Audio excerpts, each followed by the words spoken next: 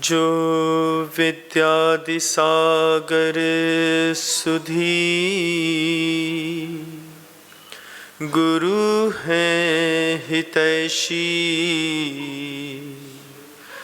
शुद्धात्म में निरत नित्य हितोपदेशी,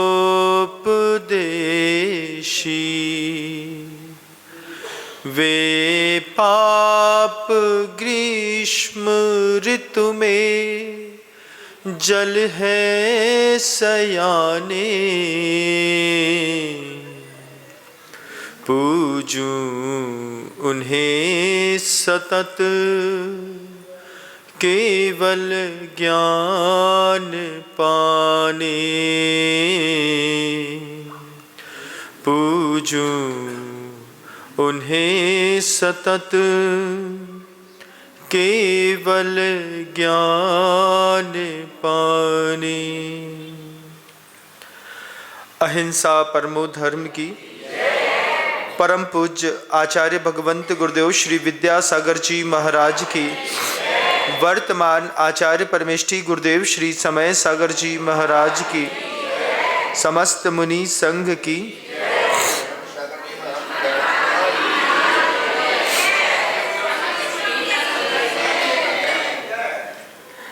एक बहुत बड़े राज्य में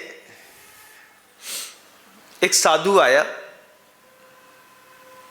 राज्य का नियम था,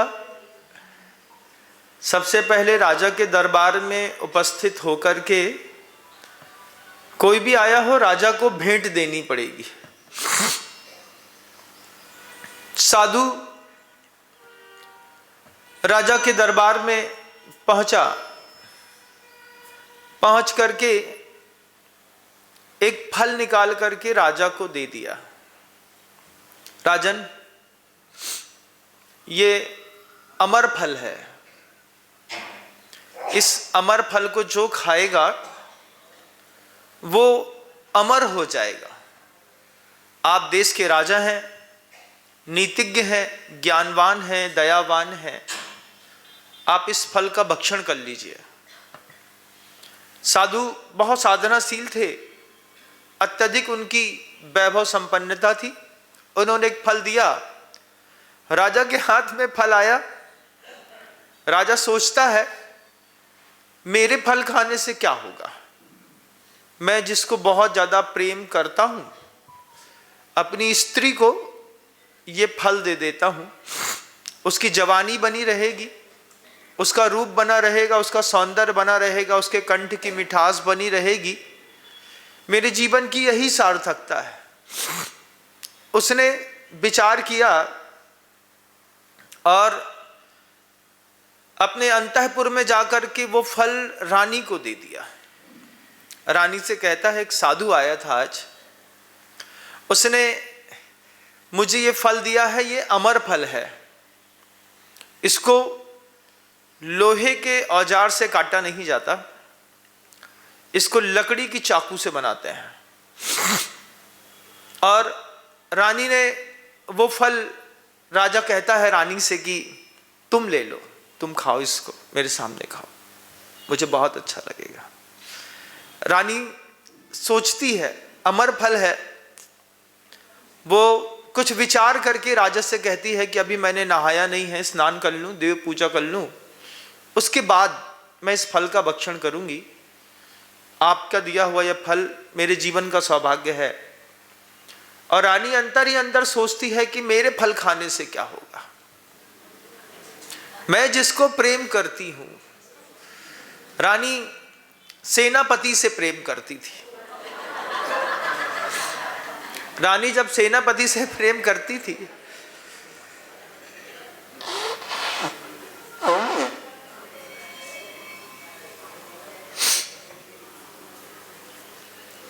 रानी सोचती है सेनापति अच्छा हृष्ट पुष्ट दिखता है, इस हृष्ट पुष्ट दिखने वाले सेनापति को जब मैं ये फल दूंगी तो उसके कारण मेरे जीवन में सुख आएगा।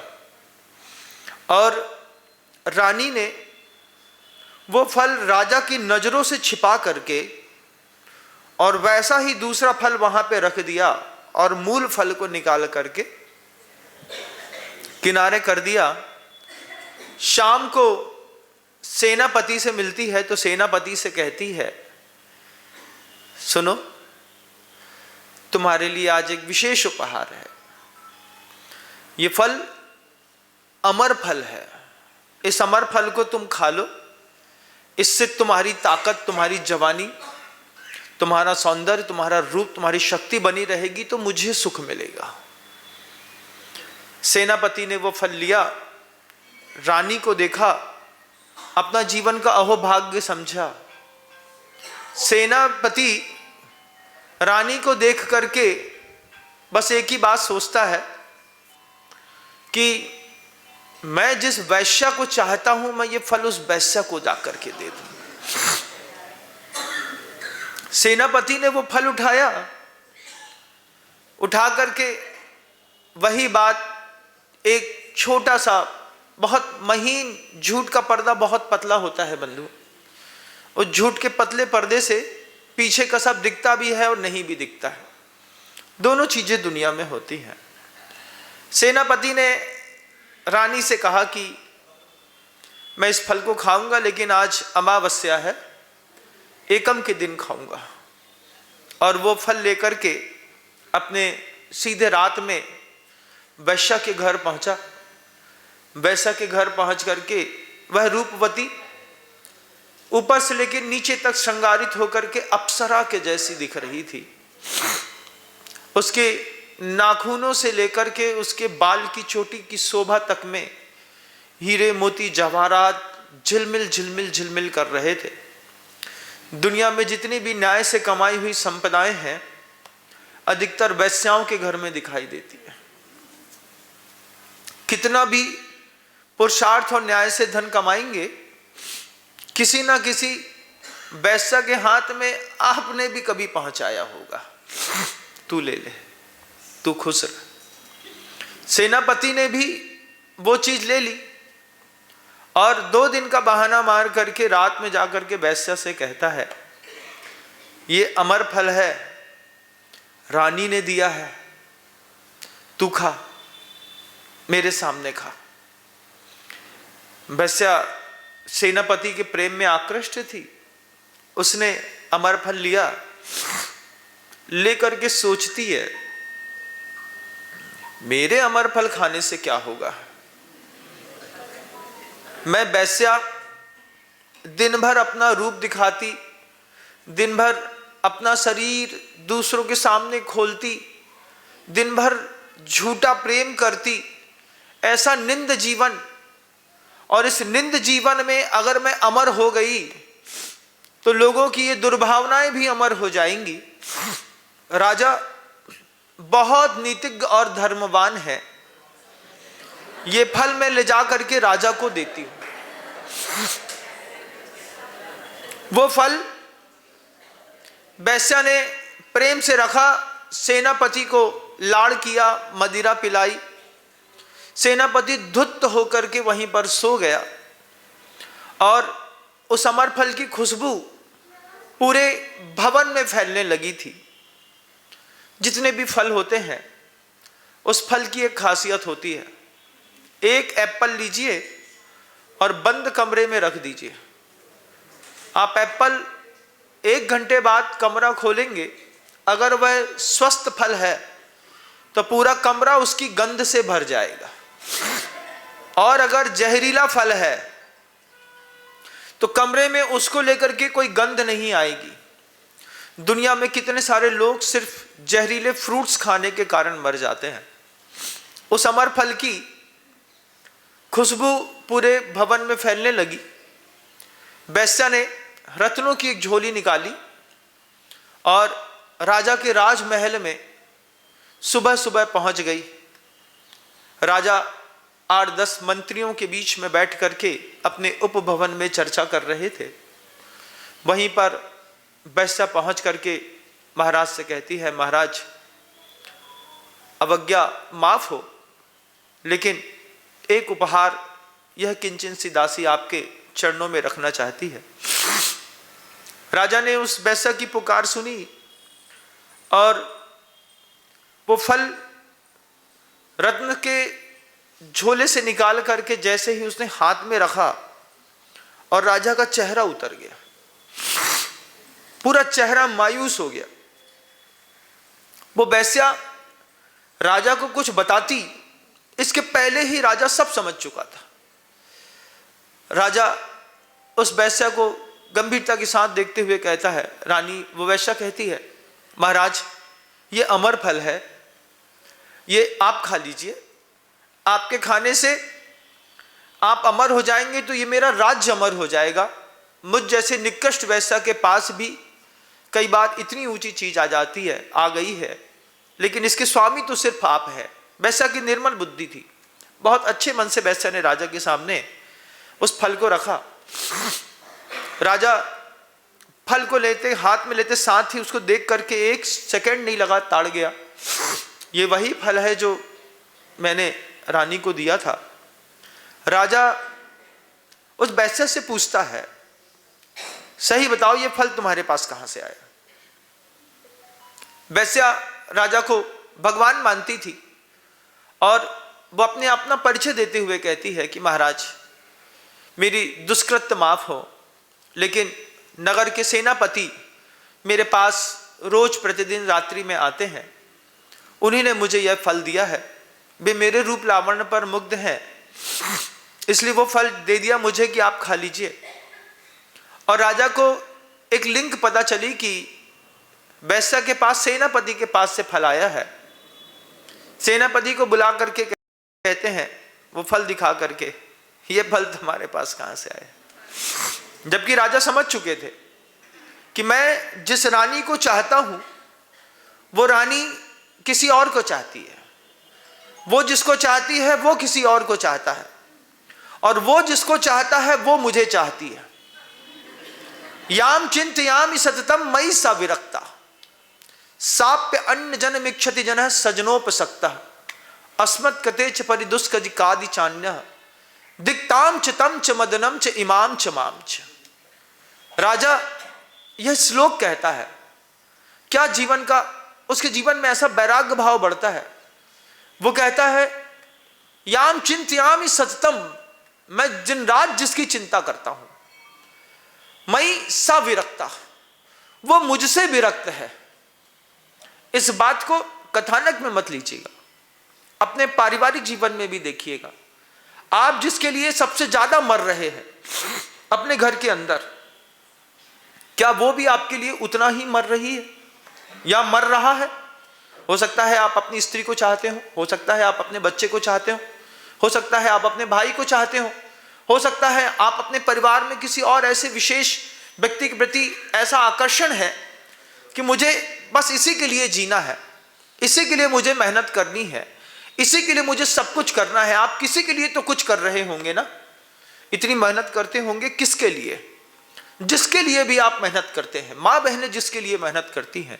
याम चिंतयामि सततम, मैं निरंतर जिसके लिए चिंता करता हूं, मयि स विरक्ता, वो मुझसे विरक्त है। ये जीवन का यथार्थ है।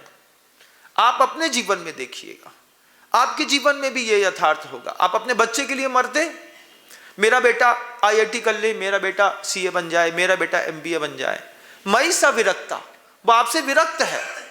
वो आपसे ढंग से बात भी नहीं करता, वो आपसे अच्छे से पूछता तक नहीं है। बुखार आते पर उसको पता भी नहीं चलेगा कि कब मां को बुखार आया और चला गया। वो अपनी प्रेसी के ऊपर मर रहा है। मयि स विरक्ता, आप इसके लिए मेहनत करते हैं, कितनी मेहनत करते हैं, सुबह से लेकर शाम तक। सुबह 9 बजे दुकान खोलते हैं, जॉब के लिए निकलते हैं, ठंडी गर्मी बरसात में रात को 11 बजे आते हैं। याम चिंतयामि सततम मयि स विरक्ता। आप ये मत सोचिएगा कि पुरुष आपको चाहता है, पुरुष आपके साथ किसी और को भी चाहता होगा, आपको पता नहीं। मनुष्य का स्वभाव है, वह अपने प्रेम को किसी एक के ऊपर कभी स्थिर नहीं रख सकता।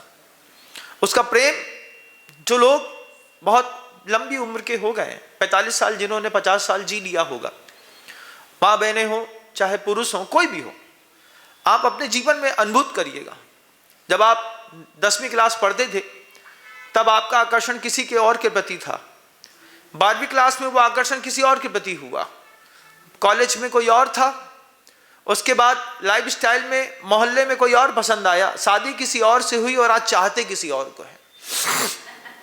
ये जीवन है बंधुओं, यथार्थ का जीवन है जिसको प्रत्येक जीवात्मा भोगती है। याम चिंतयामि सततम सततम चिंतयामि याम मई सविरक्ता साप्य अन्योन्य जन्म सकता। वो क्या है? किसी और पर आसक्त है, सजनोपसक्त है, और वो किसी और से प्यार करता है। ये जीवन इतना भ्रमात्मक है। इस भ्रमात्मक जीवन में हम सोचते हैं हमने अपनी पत्नी को बहुत अच्छा दे दिया तो पत्नी संतुष्ट हो गई। एक बार मर जाइए और देव बन करके देखिएगा, 6 महीने नहीं लगेगा वो किसी और की बाह में नजर आएगी।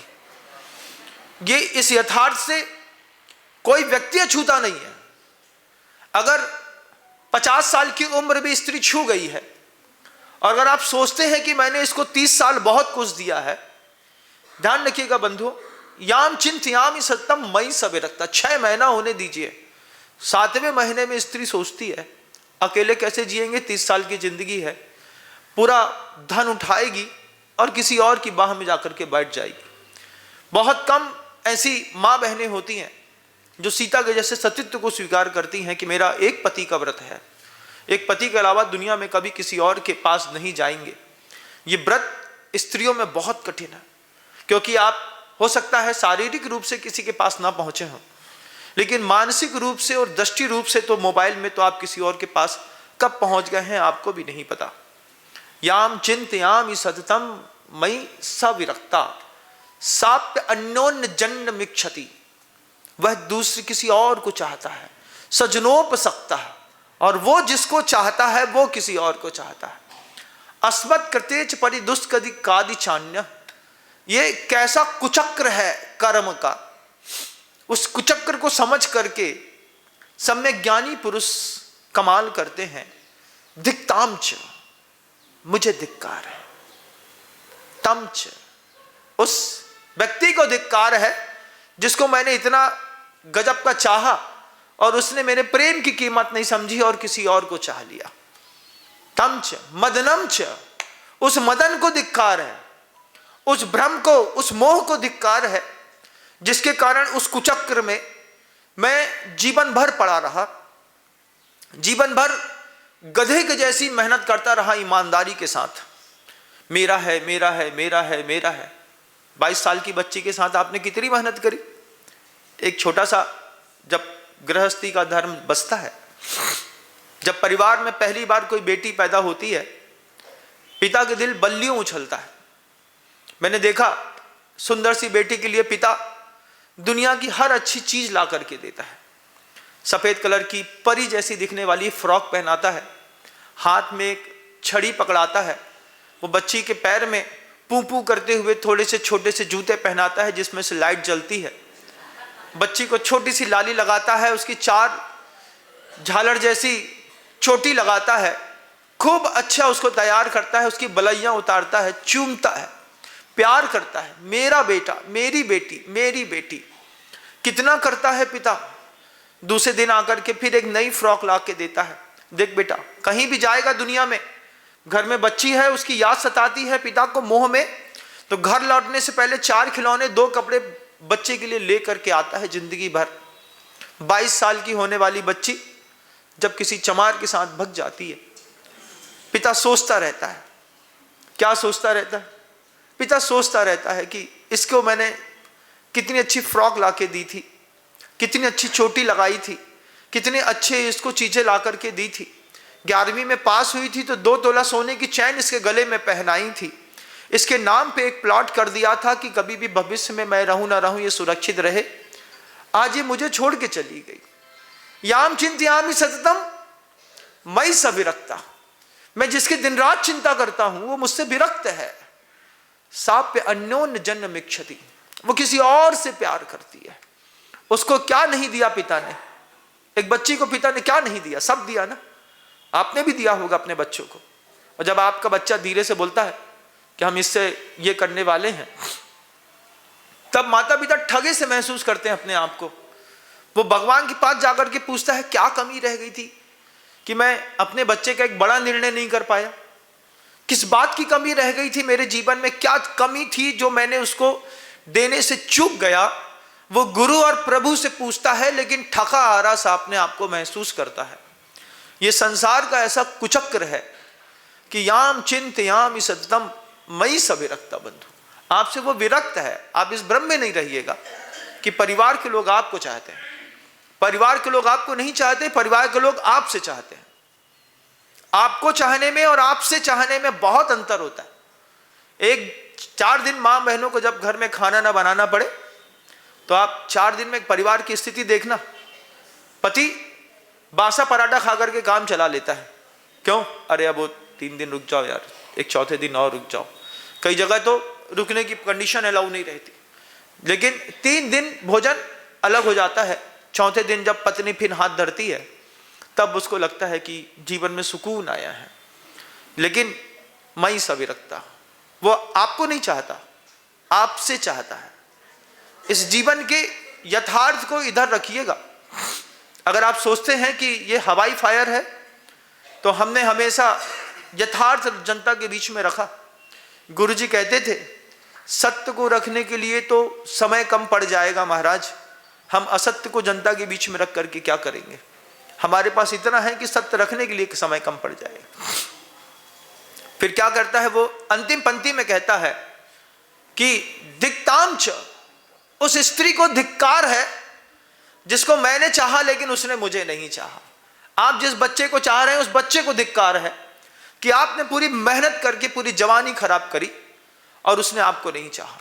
तमच, उसको भी धिक्कार है जो मेरे बच्चे को चाह रहा है, बच्ची को चाह रहा है, क्योंकि वो भी किसी और को चाह रहा है। तमच इमामच मामच शब्द कहते हैं। कितने सुंदर कारिका बना करके कहा है कि मुझे धिक्कार है, उसको धिक्कार है, उसको धिक्कार है, और सबसे बड़ी बात तो उस मोह, उस मदन को धिक्कार है जिसने ऐसा कुचक्र चलाया है कि हर आदमी उस कुचक्र से गाफिल है। उस कुचक्र से गाफिल लोग बाहर निकलने का भी कहीं कहीं अवसर मिलता है तो प्रयास करते हैं। वो अमर फल रखा कर रखा रह गया। हमने हमारे हाथ में दुनिया में जो भी एक अच्छा अमर फल आया, हमने उस अमर फल को खाया नहीं, हमने अमर फल दिया, तुम ले लो।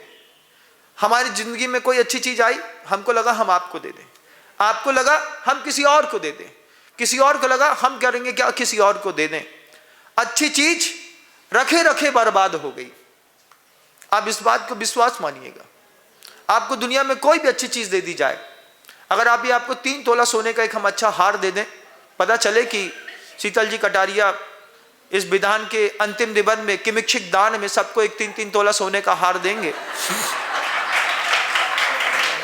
आप बताइए। फिर आप फिर इस बात को बताइए कि उस हार को लेने के बाद भी आप खुद नहीं पहनेंगे, अपनी बेटी के लिए रख लेंगे, हमारी बच्ची है हम अपनी बच्ची को देंगे। वो बच्ची के गले तक वो हार पहुंच जाएगा। आप किसी अच्छी चीज को आज तक भोग नहीं पाए।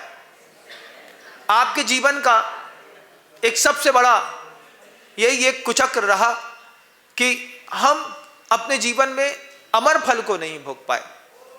अगले 8 दिन ऐसे पवित्र अष्टांगा महापर्व के होने के लिए जा रहे हैं। इस अष्टांगा महापर्व में जो अमर फल कभी आपने नहीं भोगा, मेरा आप सबसे आत्मीय निवेदन है, आप सब इस बार अमर फल खुद खाइए। हम खुद खाएंगे ये अमर फल, हम बांटेंगे नहीं। इस अमर फल को हम किसी और को नहीं देंगे। हम दूसरे से कहेंगे यहां अमर फल बट रहा है, तुम्हें लगे तो तुम भी आकर के खा लो, लेकिन मैं अपने हिस्से का अमर फल तुमको नहीं खिलाऊंगी। ये बात अगर सारी मां बहनें और पुरुष संकल्पित हो कि मैं 8 दिन तो अमर फल खा लूं, जिंदगी भर धर्म भी मिला तो दूसरे के लिए दे दिया, तुम ले लो बेटा। 1 किलो चांदी के बर्तन आपने अपनी बच्ची की शादी में हो सकता है दिए हो, लेकिन आपने अपने लिए चांदी का बर्तन नहीं खरीदा होगा। हमने धर्म भी दूसरे को दिया, तुम रखो बेटा, अमर फल है, तुम खा लो। ग्रंथ आता है, लोग हमारे चरणों में रख जाते हैं, हाथ में दे जाते हैं, महाराज ये अमर फल है, आप खा लीजिए। हम कहते हैं जो हमको दे रहे हैं वो आप खा लीजिए। हम खा के क्या करेंगे महाराज, आप खा लीजिए। लेकिन इस बार 8 दिनों का अवसर है, पता नहीं जीवन में मैं दोबारा आपको मिला ना मिला, पता नहीं जीवन में आप मुझे दोबारा मिले या ना मिले। एक काम करते हैं, दोनों मिल के अमर फल खाते हैं, हम भी खाएंगे, आप सब भी खाइएगा। और कितनी बार आपने अष्टांगा के विधान किए होंगे, हर बार। लेकिन आदमी के 2 पहलू होते हैं, एक मंदिर के अंदर वाला पहलू होता है, एक मंदिर के बाहर वाला पहलू होता है। बाजार के रूप आपका कुछ अलग है, यहां का रूप आपका कुछ अलग है। तो झंकार तो 23 घंटे वहां की रहती है, तो यहां आकर के भी आदमी कई बार वहां का हो जाता है। उस झंकार को भी ठीक करना है नियमित रूप से। क्या कमाल कर सकते हैं अष्टांगा के 8 दिनों में, आप इसको अंतर्मन से समझिए, पीछे मत देखिए। हाँ, मैं अभी 1 मिनट रुक जाता हूं, फिर बताता हूं। आप मौन के साथ भी अपना कमाल कर सकते हैं। लिफ्ट में शायद ओवर वैल्यूज हो गए होंगे तो फंस गई होगी बेचारी, है ना। मैं ये बात भी आपके बीच में रख दूं कि छोटे घर में ज्यादा लोग दुख पाते हैं और बड़े घर में छोटे लोग पाप ज्यादा कर जाते हैं। अगर घर बड़ा हो, संख्या कम हो तो पाप हो जाता है, और अगर घर छोटा हो और संख्या ज्यादा हो तो आदमी दुख पाता है।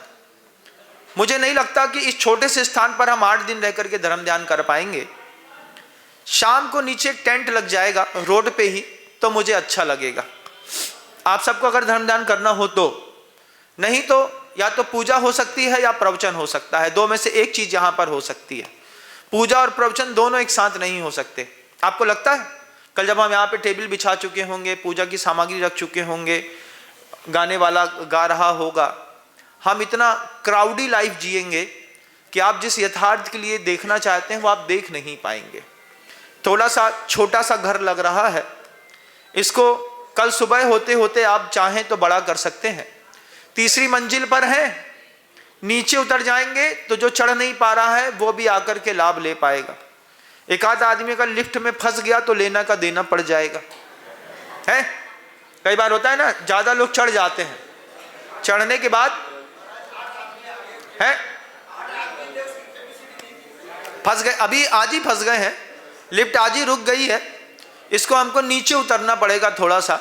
नरक के ऊपर बैठ करके धर्म ध्यान करने में मजा है, अब स्वर्ग में ले आए। 3रा 4था स्वर्ग है। जमीन में भी, अगर रोड में भी, मैं देख कर के आ रहा हूँ, रोड बहुत चौड़ी है, अगर उसमें भी थोड़ा सा स्पेसियस कर देते हैं तो लोगों को बहुत सहूलियत रहेगी। आप लोग विचार कर लीजिए, क्योंकि धर्म ध्यान आप लोगों को करना है, हमको बैठने की तो पर्याप्त जगह है, लेकिन बहुत सारे, आज पहला दिन है और आज ही जगह नहीं दिख रही है। कल से जनता अगर थोड़ा भी धार्मिक माहौल रहा और लोग आ गए तो सब कोई मिलकर के धर्म ध्यान नहीं कर पाएंगे। लेकिन आप लोग बात कर रहे हैं? नहीं, मैं ही बोल रहा हूँ, आप लोग कहाँ बोलते मेरे साथ। अमर फल खाना सीखिए, अमर फल बांटना मत सीखिए। अष्टांगा के 8 दिनों में श्रावक जिस तरीके से धर्म ध्यान करता है, अष्टम द्वीप का नाम नंदीश्वर द्वीप है। उस नंदीश्वर द्वीप पर जितने देव होते हैं वे सब चारों निकाय के देव, 5616 प्रतिमाओं की जो 500 धनुष की होती हैं, 2000 हाथ की प्रतिमाएं होती हैं, सोने की, चांदी की, हीरे की, मोती की, माणिक की, इसकी लगातार पूजा करते हैं 8 दिनों तक। 192 घंटे का धर्म ध्यान होता है, 192 आवर्स का।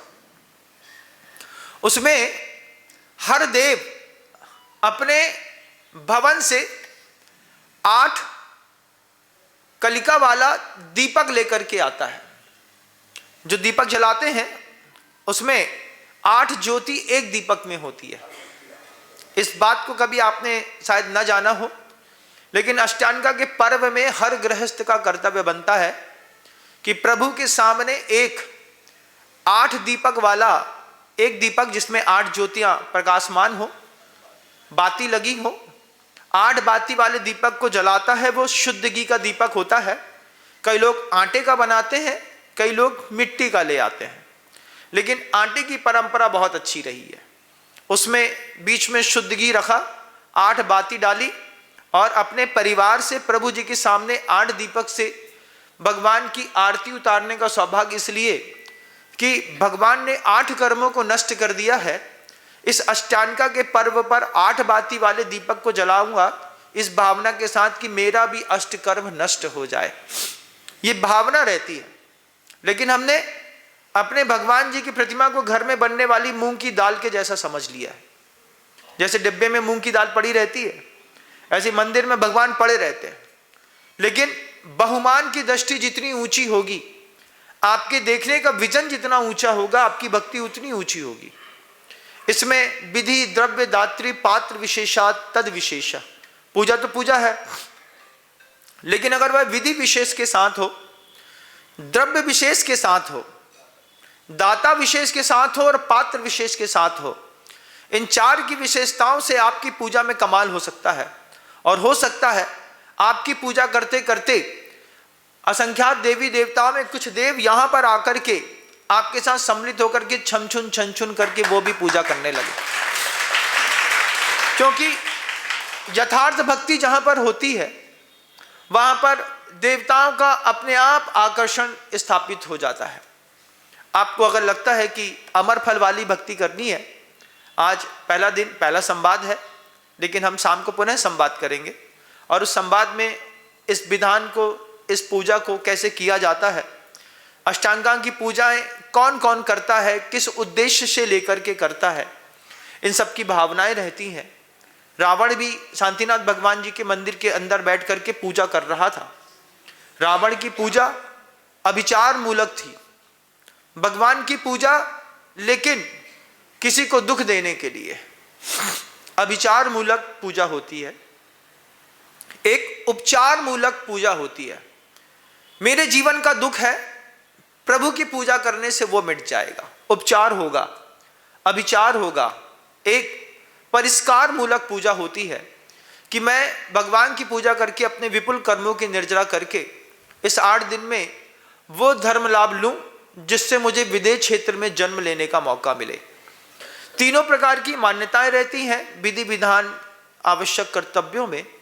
आप निश्चित करिए आपको कौन सी पूजा करनी है, शत्रु के हनन करने वाली, अपने जीवन में सुख प्राप्त करने वाली, या फिर विदेह क्षेत्र में जन्म लेकर के सीमंदर स्वामी के दर्शन करने वाली। आपको जो चाहिए, क्योंकि जैसे नदी के प्रवाह में जल पीने के लिए कई प्रकार के लोग आते हैं, ऐसी मंदिर भी कई कई तरह की मानसिकता वाले लोग आते हैं। सबसे पहले अपनी मानसिकता का परिष्करण कर लीजिए। मानसिकता के परिष्करण के साथ हमको इस विधान में सम्मिलित होने पर सबसे पहले आज तक के किए गए पूर्व कृत्यों की, दुष्कृत्यों की आलोचना प्रतिक्रमण करना होगा। हम इस बात का 8 दिन के लिए संकल्प लें, 8 दिन तक हम किसी के लिए कोई साजिश नहीं रचेंगे। अंतर्मन को एक तैयार करना पड़ता है। विधान ऐसा नहीं है कि घर से उठे और आकर के खड़े हो गए। जैसे ओलंपिक का गेम खेलने के लिए आदमी 15 साल मेहनत करता है, किसी भी चीज में प्रिपरेशन और recce to be must compulsory. अगर आपने इसमें प्रिपरेशन करी है, अपने अंतर्मन से कहा है मैं 8 दिन तक किसी भी प्रकार की साजिश नहीं करूंगा, 8 दिन तक किसी के ऊपर दोषारोपण नहीं करूंगा, 8 दिन तक अपनी किसी से तुलना नहीं करूंगा। 3 शब्द अपने साथ रखिएगा। अष्टांगा की पूजा के पहले मैं किसी के प्रति साजिश नहीं करूंगा 8 दिन तक। सिर्फ 8 दिन छोड़िए, अपने मनुष्य होने के जघन्य प्रमाण पत्र 8 दिन के लिए छोड़िए। हम किसी के लिए 8 दिन तक साजिश नहीं करेंगे। 8 दिन तक किसी के कोई भी वस्त्र आभूषण वैभव को देख करके उससे अपनी तुलना नहीं करेंगे। कोई किसी से तुलना ना करे, इसलिए सबको एक रंग की साड़ियां, एक रंग का धोती दुपट्टा दिया जाता है कि आपसी कंपटीशन खत्म हो जाए, नहीं तो फैशन शो मंदिर में स्टार्ट हो जाते हैं। इसलिए पुण्याजक परिवार सबको एक जैसी साड़ी दे देता है, एक जैसे धोती दुपट्टा दे देता है। आप इसको रखिए और इसके साथ जो है आप धर्म ध्यान करिए। 8 दिन तक मैं किसी के ऊपर दोषारोपण नहीं करूंगा, 8 दिन तक मैं तुलना नहीं करूंगा, 8 दिन तक मैं किसी का शोषण नहीं करूंगा। ये 4 शब्द दिमाग में रख लीजिए।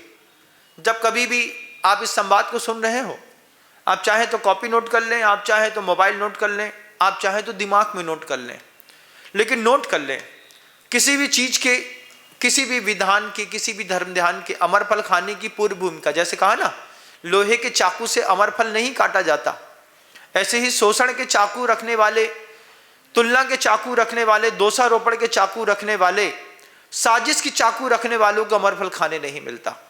ये ऐसी विधान है, इसमें हम भक्ति इधर से जब करेंगे और विधिवत मैं आपको धीरे धीरे समझाता भी जाऊंगा, आप उसके अनुसार एक बार अंधेरे रास्ते को गुरु का सहारा लेकर के पार करके देखिए। 8 दिन में आपको लगेगा कि हमने आज तक जीवन में ऐसा कोई धर्म ध्यान नहीं किया जो हमको करने का मौका मिला है। आप सबका धर्म ध्यान सफल हो, उसको अच्छी फलीभूति, फलीश्रुति मिले, ऐसी भावनाओं के साथ शब्दों को विराम देता हूं। गुरुदेव श्री विद्यासागर जी महाराज।